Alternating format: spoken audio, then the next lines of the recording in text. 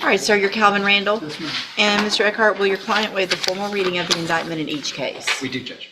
Mr. Randall, in cause number 24, DCCR 1529, you're charged with the second-degree felony offense of unlawfully carrying a weapon on alcohol premises, and I don't know what all those other letters stand for. IATWFZ. That's the statutory name, Judge. I think it's either a correction facility or something like that, but it's not applicable here. Just, I'm looking at the indictment. It says unlawful carrying weapon, alcohol premises, IATWFZ. I've seen that before. Weapons-free zone. That's what it is. Thank you, in a weapons-free zone. All right, and that is from May 17th of 2024. And how do you plead to that charge? Are you pleading guilty freely and voluntarily? And are you pleading guilty because you did what they charged you with? And then in cause number 24, DCCR 1530,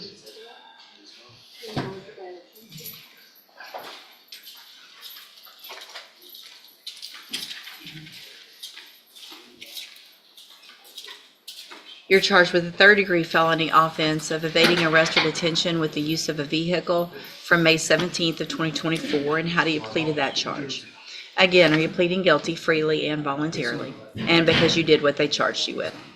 I have here on the tablet in each of those cases some documents that have your signature on them that the state's marked as exhibit number 1. Before you signed these, did you go over them with Mr. Eckhart? Do you fully understand them? And do you understand, if I follow the agreements that you've made with the district attorney, that you will be waiving or giving up any right to appeal? State tenders number 1 in each case. No objection in each case. It's admitted in each case. Is there any evidence that Mr. Randall is not competent? No. All right, Mr. Randall, in each of your cases, I'm going to find that you entered your pleas of guilty freely and voluntarily, find that you're mentally competent and you understand the nature and the consequences of your pleas, find sufficient evidence to find you guilty, and in cause number 24, DCCR 1529, finds you guilty of evading arrest or detention. Good grief. That one is the unlawful carrying of a weapon on alcohol premises. Sentence you in accordance with your agreement to a term of 10 years in the institutional division of the Texas Department of Corrections. You will receive credit on that sentence for any time that you've been in custody that the law gives you the right to receive. And then in cause number 24, DCCR 1530, find sufficient evidence to find you guilty, and at this time find you guilty of evading arrest or detention with the use of a vehicle. Sentence you in accordance with your agreement to a term of 10 years in the institutional division of the Texas Department of Corrections. You'll also receive credit on that for any time that you've been in 10 years. And another 10 years but running at the same time. That means he won't serve 20 years total. But make no mistake, this is still a decade behind bars. And once that gavel falls, there's no going back.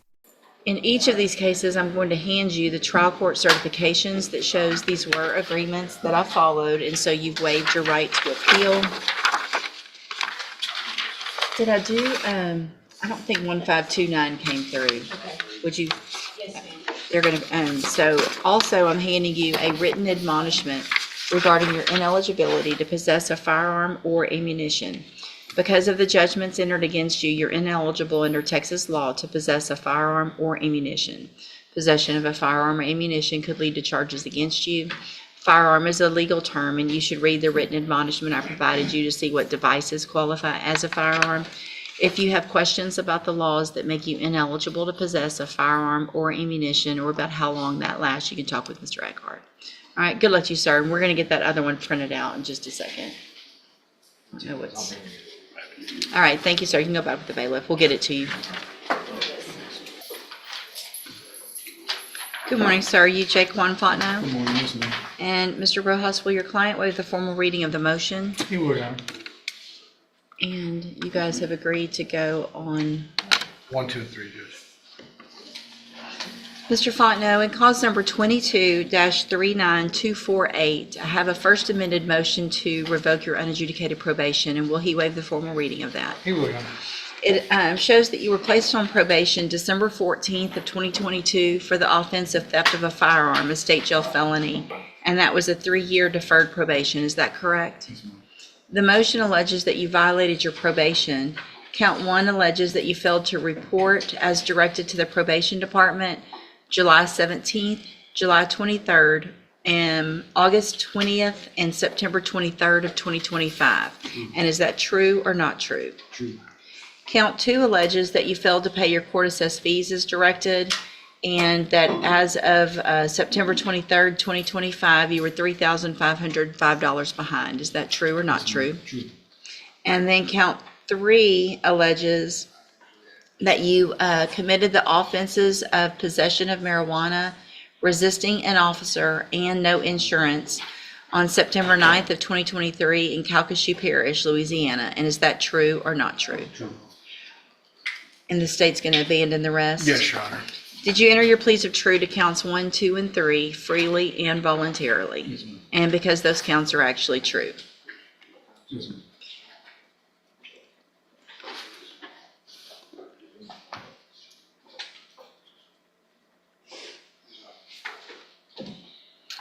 I have here on the tablet some documents that have your signature on them that the state's marked as Exhibit Number 1.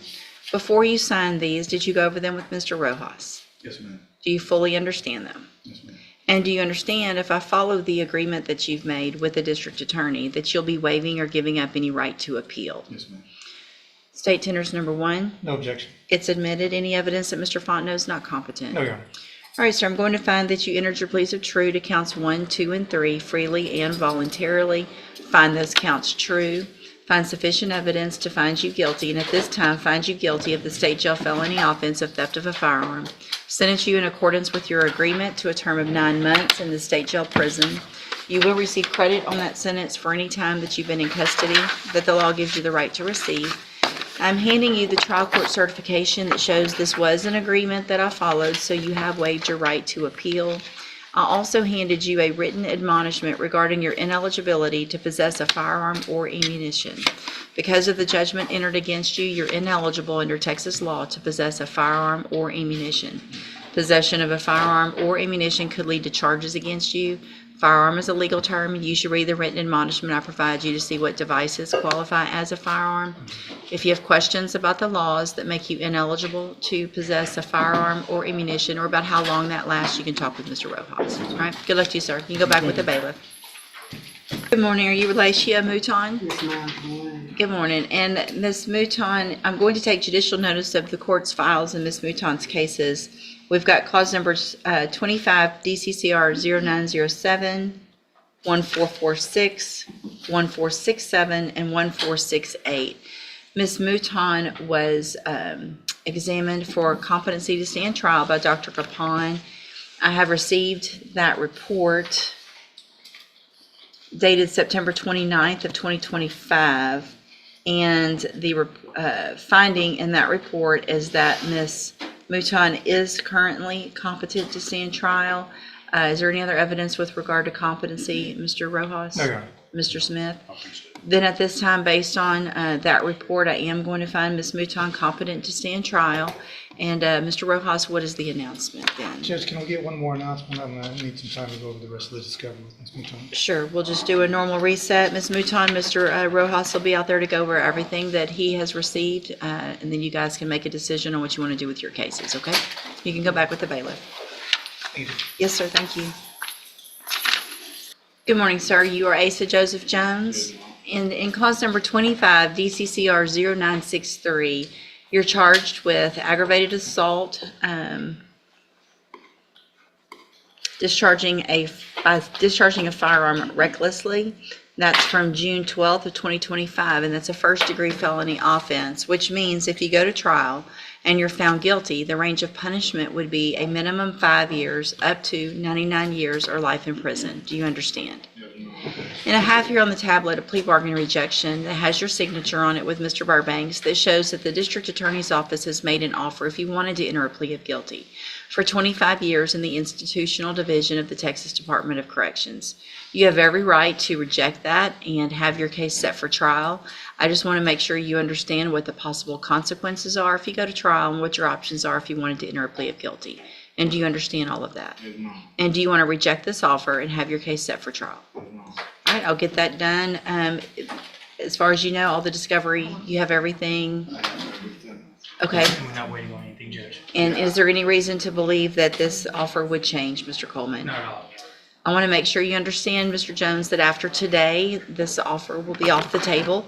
If you change your mind later and want to enter a plea of guilty, you could do that open to the court or to some other plea agreement. But after today, this one's off the table. You understand?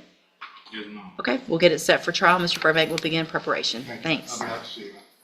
Where facts meet emotion, justice finds its voice. To witness more real courtroom moments, subscribe to Law Nexus.